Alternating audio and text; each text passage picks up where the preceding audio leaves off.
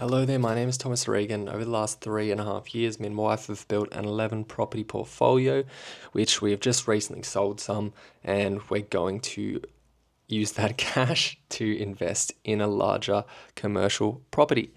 Enough about me.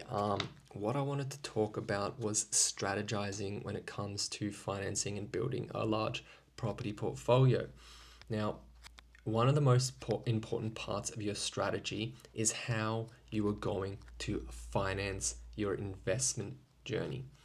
I can guarantee you that it doesn't matter how good any investor out there is, if they are not using finance to grow their portfolio, they're seriously and significantly hindering their ability to grow very wealthy.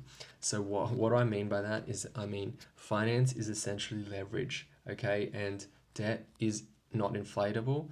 And I'm sorry if I'm going a little bit over your head, but just to summarize, when you buy property and you use debt, debt does not inflate, yet the property prices do inflate. So as time goes on, the fact that you used leverage and you maybe bought 10 properties, for example, versus somebody that bought one property in cash, the debt that the person used to buy the 10 properties will never increase, because debt does not increase. Debt does not go up over time, but you obviously have to make repayments on the debt. But the property prices as time goes on does increase. So my point is, if you bought one property and it doubled, what would you have? Say if the property was $1 million, you would have $2 million. But what if you used leverage and you bought 10 properties that was worth $1 million? Well, what would the position be if that property portfolio doubled? The difference is that property portfolio would be worth $20 million, obviously. Now, what's the difference here? So the difference is, one is a $2 million portfolio with no debt attached to it because it was all used using cash. And the other position is, there's a $10 million there's a $20 million portfolio, and if you used 100% debt, you would have used $5 million of, well, what am I saying? You would have used $10 million of debt. Now, who's made more money? Well, for example, if you sold the portfolio, and the person that had cash, if you sold it, you would have $2 million, right? Because you bought the property for all cash, $1 million. Let's not even take into consideration how long it would save someone to save $1 million, how long it would take someone to save $1 million of cash. Let's not even take that into consideration. But the person bought one property for $1 million in cash.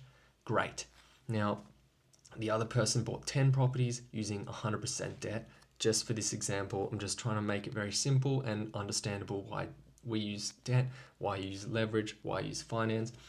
So $10 million worth of debt, you sell the properties for $10 million. What am I saying? You sell the properties for $10 million. I said it again. You sell the properties for $20 million that doubled, right? And then you're left with $10 million of cash because you have to pay out the remaining debt, which is $10 million. Do you guys follow me? So, a person that used leverage is sitting on $10 million profit, that they used debt to acquire, and the other person is sitting on $2 million, which they used cash to acquire the properties. Now, if time went on and you didn't sell the properties, what would happen with the debt? Well, again, the properties would just keep increasing because they're attached to inflation. They go up over time, but the debt would stay the same. So let's play this out over 30 years. Say over 30 years, well, let's say the property portfolio, without buying any more properties, obviously, the property portfolio doubled 3 times. So it went from 10 million and then it went to 20 million. Sorry, what am I saying? It went to 20 million, or let's just say it started at 10 million, it went to 20 million, and then that went to 40 million, and then that went to 80 million. Okay, so it doubled every 10 years. So would you be worried about a $10 million debt if you had $80 million of property? Obviously not. That's what I mean by the debt becomes irrelevant. as inflation goes on, because debt is not inflatable, debt is fixed. Obviously, you just have to make the repayments on it. But what actually helps you to make the repayments on it as time goes on is not only does the capital of the property, the value of the property increase, but the income the property can produce also increases. So as time goes on, you have your 10 properties which are generating 10 streams of rental income, and these 10 streams of rental income would have went up significantly. Obviously, rental income is also attached to inflation, so the amount of income you're probably producing after 30 years is so large that to pay $10 million of interest is really significantly or just quite irrelevant. So that's my rant on why to use leverage, why to use finance when it comes to building a property portfolio. And if you're young, if you're starting out your property portfolio, I personally like to go as hard on leverage as possible because I understand these principles of debt and inflation and its effect on property values. Anyway, guys, talk to you next time. Bye.